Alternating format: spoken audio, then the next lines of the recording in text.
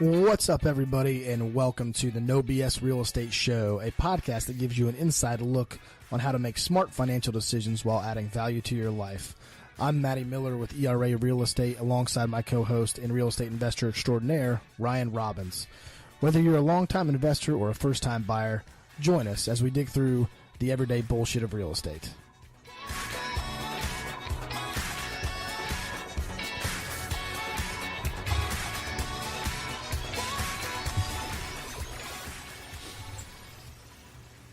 Welcome. Ryan Robbins, Matty Miller here, talking today about the importance of pricing your home right. So many deep dives we can go down this place, and especially in different markets. That's the weird part. So, Ryan, what's up, man? How are you? Not too bad. Another Tuesday morning. I need you to be a little more energetic, a little more. Come on, give me something. Have you not had a coffee yet? Because I have made a big one today. It's another Tuesday morning here in sunny Jacksonville. Sounds like a really, really weird newscaster. What's that? Like. What's that? ASMR? You ever hear that? Where like people on YouTube will like, if you're really, it's like I don't know what get a feeling from it. So people like chew potato chips into the microphone, and you get that. Yeah. Got nothing. So whatever that, it's supposed to spark that feeling where it's like makes the hair on the back of your neck rise type of deal. Or you'll have people that'll whisper, read you a book type, ASMR, look it up. I don't really want to now. You're going to find out. I'm a little creeped out. You're into some weird stuff, Matt. I'm a little creeped out right now. So back to real estate here. Anyway, moving on. So Ryan and I were talking about, Jacksonville right now is a pretty crazy market. And it is most of the country. I wouldn't say most of the country, but a lot of areas in your second tier cities, your Jacksonville's, your Indianapolis, your Houston's, your Memphis, I'm not necessarily, I can't speak to New York or LA or anything like that, but we're moving really fast right now.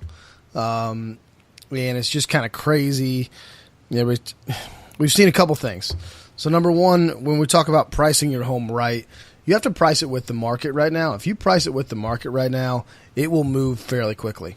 And by fairly quickly, I mean, don't be shocked if you have 4 offers in the first 24 hours. That's how quickly I mean. Now, if you overprice it, what's going to happen then? Or if you underprice it, what's going to happen then? And no one in this market is underpricing anything typically. So we're not seeing that, but we are seeing people that overprice it, and we're actually going to talk about, how to avoid that, what happens if you do overprice it, and, how to be prepared for each situation. So I'm excited about it, pretty much. So you want to sell a house? I'm super excited about it. This is getting really creepy. All right, so move. And cut. And we're starting this episode over. No, I'm just kidding. We don't, because it's all live, so tough cookies. So one of the statistics that I want to talk about that we always talk about, as agents we talk about it if you know it, but if your house is on the market for 21 days or longer than 21 days, it typically will sell for 5% lower than market value. That's a statistic in our market. I don't know if that's necessarily traditional to anybody else's or if it applies to anybody else's, but that happens in our market a lot. So if it's on the market for 21 days, and kind of the thinking behind that, I guess, is just the fact that people think, if it's been on the market for 3 weeks, what's wrong with it? It's just the automatic, psychological thing that goes on in our brain that if it's been on the market for a long time, there's something wrong with it. When in reality, it may not be. It may be the fact that you had an agent that overpriced it, then they dropped it down to the real price. Now it's just been sitting when 2 other houses in the neighborhood have sold. Back to your 21 days, which equates out to 3 weeks. So they always say, again, your first 3 weeks on the market are your most active. And why is that? Well, generally, everybody that's been looking for a home up until that point, when your house comes to the market, if it's in their price range, they're going out to look at the property. So after that 3 week mark, essentially everybody that's interested in buying a home at this very moment has probably seen your house. The only follow-up showings you're going to generally get after that are people that have just decided to go out and purchase a home, which is going to be your 1 and 2Z off here and there, that now they've started the home search, your house is in their price range. So again, that's where you'll go from a bunch of activity to very little. So what you're saying, And I just want to make sure and clarify what you're saying is, so anybody who's seen your house went and saw your house at the elevated price already, so they're not going to go back and see it necessarily. That house was out to them. It didn't stick out. Ooh, for the price I could get this. It didn't stick out. So nothing popped off the paper for them. And the issue with that is, and that's kind of a quick way to judge where you sit in the market. So if you're come to the market and you're getting no showings at all, odds are that's a clear indicator that you're way overpriced. Yep. If you're getting a bunch of showings and no offers, that's a good sign. At least you're getting attention. People want to see the house. But again, it's a better indication that you're probably close to being priced right, but you're not falling into their top 1 or 2 pick. You're probably more of a three or four as far as a range of interest to them looking at other properties. And again, if you're getting a few showings here and there and no offers, you're, again, probably a little bit further from being priced right. You're probably more like a 5% to your point of view, whereas opposed to you're probably maybe just a 2% adjustment if you're getting a bunch of showings but no offers. Sure. So that's kind of... And I wanted to reiterate basically, like, you know, when someone goes in that property and they see it and it's overpriced, the first thing that I think as an agent is maybe that seller might be unreasonable. Like, man, they think it's worth a lot of money. It's not worth that. I don't really necessarily want to negotiate with somebody that's unreasonable. I want to negotiate with an agent and a seller who are very reasonable from a buyer's perspective. So that's one other thing too. And like I said, I mean, there's other ways to do it. And like I said, you really base it off the amount of showings or offers or both in those first 2 weeks, 3 weeks you have. So, and us as agents, we have to communicate that towards our seller so they know exactly where you stand. Hey, we've had 24 showings and 1 lowball offer. Yeah. Showings are great, but offers are what counts. I mean, that's kind of the ball game. So, you know, if you're getting a lot of showings, you're close. People want to look at it, but maybe there's something with the house that maybe it sits on a weird spot of land and you enjoy it, but not necessarily for everyone.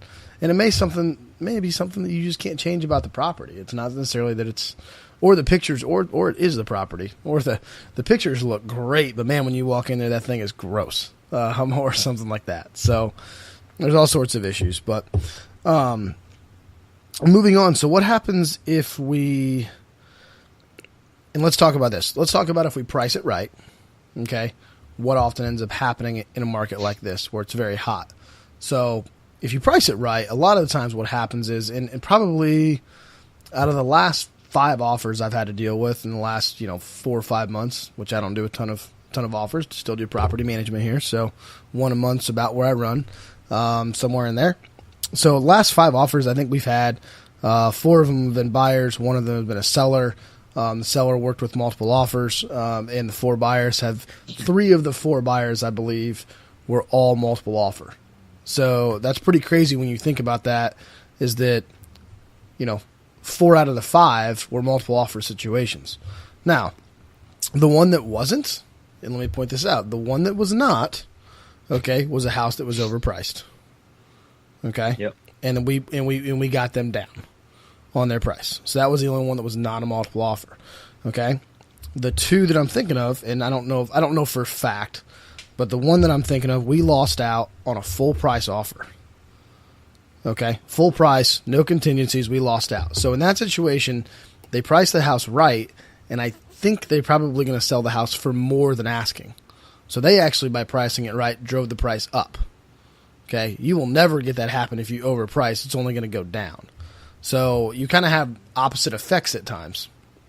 And this is a good segue into a situation that I'm actually dealing with right now with a buyer. So to that point, there's very seldom where you're going to be priced right or overpriced and get offers over asking. Well, there's a property that came to market. You know which one I'll be referring to because we're bringing it on for management here in the coming weeks as well. Gotcha. Went under contract. Made an offer. Their asking price, we'll say, is $180,000.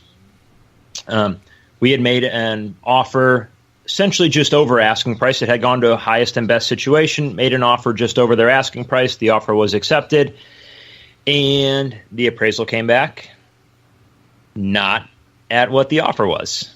So again, this investor is doing conventional financing. So there's that appraisal contingency in there. And again, appraisal came $10,000 below what we've agreed upon price is, which remind us to hit on the appraisal aspect and what we've seen later in the back half of the show. How appraisals are starting in my mind to control the market. Yeah, which I'm fine with, but remind me to hit that back up at the end.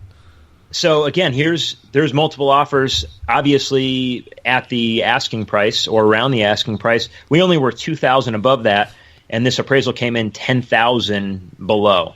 So $8,000 off the asking price. They priced the house $8,000 over what I even appraised for, even if they got what they were asking. So again, there's a indication of it was priced to the point where it got a bunch of activity. There was clearly interest. They went to a multiple offer situation, yet they were still overpriced for comps in the area. Yep. So, yeah, I guess we'll just go ahead and talk about the appraisals right now. Is probably in the last probably 3 months, I've probably heard about 5 to 6 stories of appraisals not coming back. So at least as a human society, in my opinion, we might be learning something. And what I mean by that is, in Florida, when prices got crazy back in 2005, 2006, what came after that obviously was the worst recession since the Great Depression. So it's to the point where I think a lot of these appraisers that were still working in the field, they're starting to see these prices and they're going, "Oh, that's getting a little high up there for what it really is." And I'm actually glad that that's happening, because I think there has to be some market regulation. And not only do interest rates and banks play a part in it, not only do real estate agents play a part in it, appraisers have to play a part in it as well. So everybody has to do their job, to protect their industry, and B, to protect the market, because if the market crashes, there's 6,000 real estate agents that are out of the business. There's a bunch of appraisers that are out of a business. There's a bunch of mortgage lenders that are out of the business. So it completely changes what's going on. So everybody has to do their part of regulation. Where an agent walks in there and goes, "You're stupid for paying this much for this house." I don't care if it appraises or not. It's just not worth it, because eventually you're going to be the one holding the bag, and the bag's only going to have a big pile of shit in it. Yeah. The last 4 or 5 years here, in this market specifically, where we've been climbing so drastically, that would have appraised. If this was 2 years ago, it would have appraised for that, the price that we're under contract for. Yeah, and it's starting to change. Yeah, exactly. Well, and I think we're getting to this point where we would just climb. Well, I think climb, and now it's like flat. Like right now, if you go look at our numbers here in Jacksonville, things are actually flat. They're flatlined. Like that's very, very strange for the real estate market to be flatlined. It's normally definitely up or down, either way, but it's flatlining's weird. So it's just kind of this, which I'm okay with a flatline, I guess, a plateau, but eventually it's going to start dipping down a little bit, I think. But that may take another 12, 18 months. I don't know. So anyway, I'm kind of glad that appraisers have kind of taken that and said, you know what, no, because for a while they just started signing off on every one of them. And just, you know what, let's get them back. And I think they were trying to do that to get values back up. Maybe that was, I don't know the person in charge of making that decision, but I would like to meet them and ask them, are you okay with, there was houses in a while that got appraised and you're looking around for comps and you're like, okay, like it works, like whatever. Yeah. And you weren't going to ask any questions because you were getting a deal done. Now it's like, okay, we're getting to this point where you have to start taking appraisal seriously. You have to make sure that it's going to work. A lot of people don't know as well is you can argue an appraisal. So if you don't necessarily agree with what the appraiser says, correct, you can go back and say, well, have you seen this comp? Have you seen that comp? Can you take this into consideration? And they can tell you, yeah, I saw that. I'm not going to change it. But they can also go back and recalculate and then change, but they can also change it. And they can raise it up or down. And they're not going to raise it up or down to the number you may say, but they can adjust accordingly, and maybe it eventually hits the number that you're looking for. If it's conventional financing, you can argue an FHA or a VA, but those are much harder. to stick with, because I don't know why, but once basically the appraisal is done, it gets turned into FHA or the VA, basically those boards there, and that will stick with the property for 6 months. So that's kind of a pain in the ass when you have one of those. So we just had one, actually. I just had one come back about $8,000 low. They ended up coming down on the price because they didn't have a choice. So we actually paid $2,000 over the appraisal amount, but that was it. So, but they had to come down because they knew that the FHA appraisal was sticking with them for 6 months. You can go argue it all you want, but if you looked at the comps that they actually pulled, you knew what they were looking at too. And that was the thing. You can argue both sides. It's a very subjective thing. Is here's these 3 properties that make sense of the property that you're buying. You can't argue it too much because I picked this one because of this, and it's the exact same thing. Well, this one's great, and I picked that one. It's very subjective. So you're not going to be able to prove your point, and they're gonna argue back with you too. So I get it. Absolutely. So because you're basically challenging them on the job they've done. That's what it comes down to. How do you like? Yeah, let's say in any job, when someone comes into you and says, "You know what? I don't think you did your job well enough." Yeah. How do you think they're going to take that? Prove to me why you didn't do this or do that. Which, as agents, we have to deal with that all the time. And typically, what I tell them is, I give them a big middle finger and say, "See you later." Because if you don't trust me to do my job, then the trust factor is completely lost anyway. So it's fine, no big deal. But, so with the trust factor in mind, let's play into the psyche a little bit when it comes to, here's a pricing situation. So I want to list my house at, $210,000. You're going to tell me that, hey, maybe the market's more than likely going to land you right around that $200,000 mark, probably just below, maybe in that mid 190s. I would suggest let's price in at 199. And I'm going to argue, well, what if we go to 205 or 209 so I can try to sneak an extra couple $1,000s? Well, sure, you know where I'm going with this. The person their budget is $200,000. Well, if as a consumer I want to price my house at 205, and we know realistically it's probably going to sell for 195.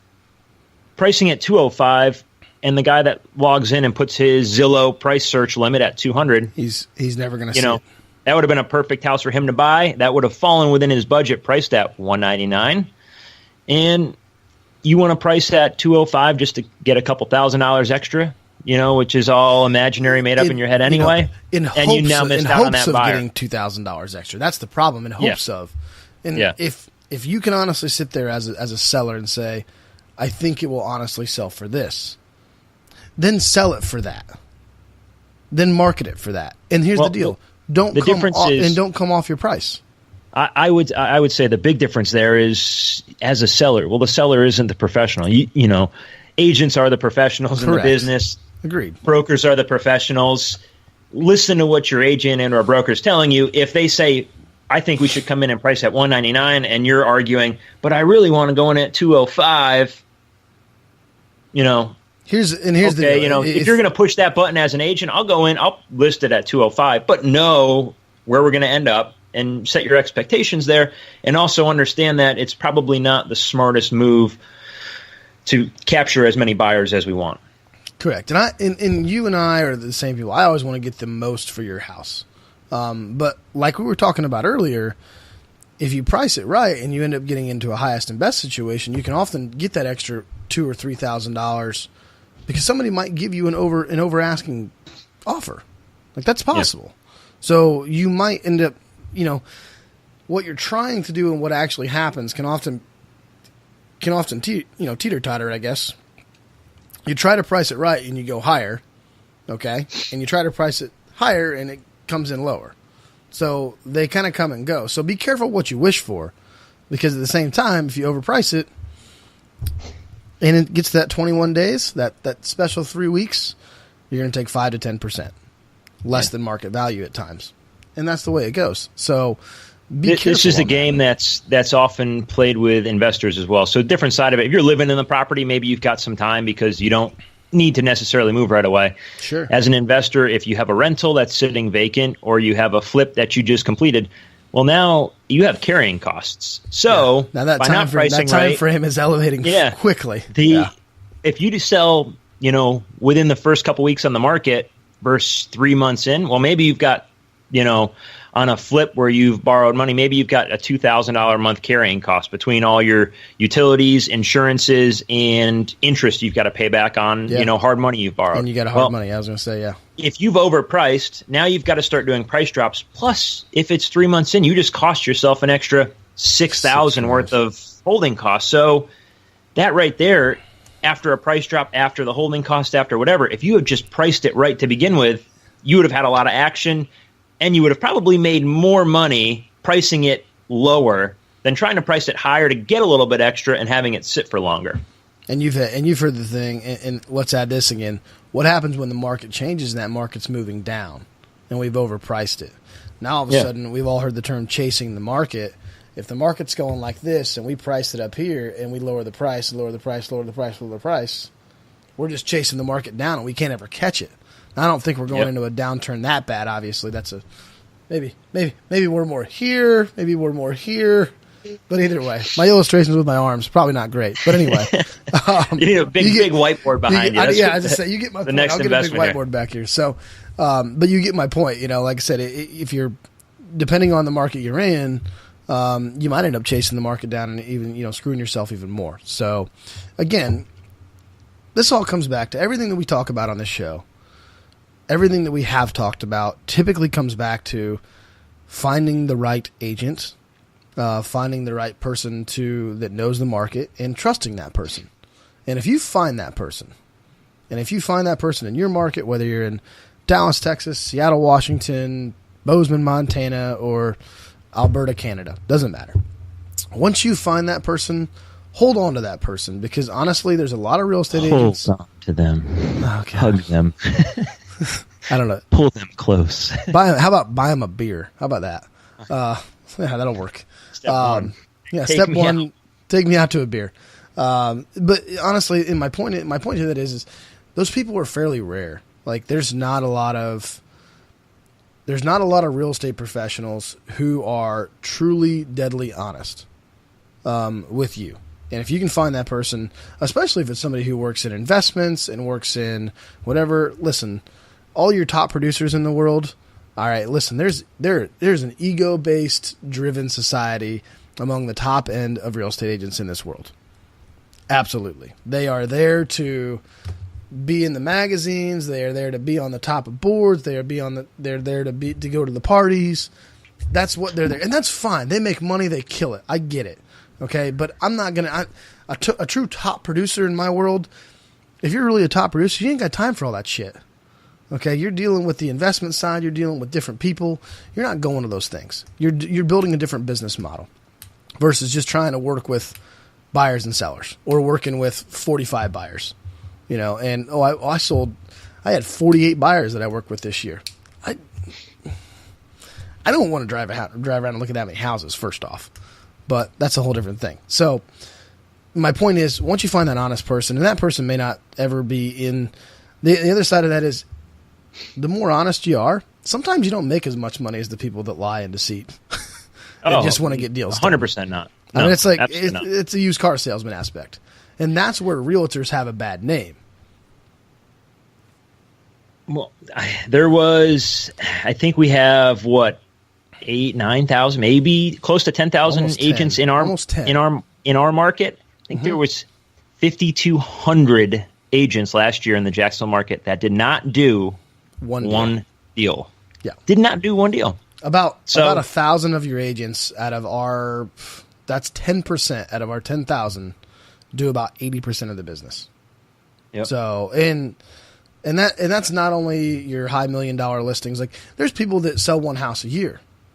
But they sell $1 million listing, and all of a sudden they think they're really great at their job. No, you just happen to know someone.